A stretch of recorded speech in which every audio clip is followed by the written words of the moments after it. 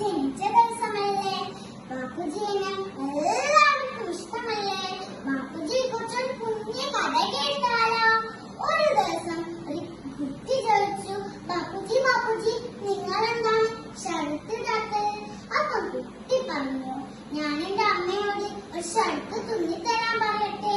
അപ്പൊ ബാപ്പുജി പറഞ്ഞു, ആയിക്കോട്ടെ ആയിക്കോട്ടെ, പക്ഷെ എനിക്ക് മാത്രം പോരാ, എന്റെ വീട്ടിലെ എല്ലാവർക്കും വേണം.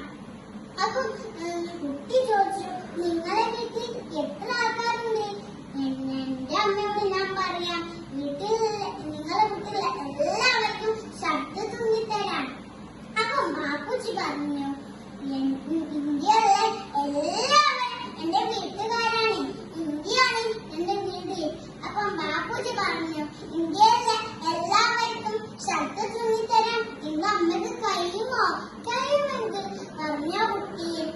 ഇപ്പൊ മനസ്സിലായോ കുട്ടികാരെ, ബാപ്പുജി എന്തുകൊണ്ടാണ് ഷർട്ട് ഇടാത്തത്?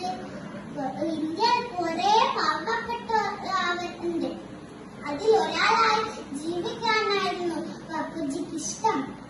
എത്ര ലളിതമായിട്ടായിരുന്നു ബാപ്പുജിയുടെ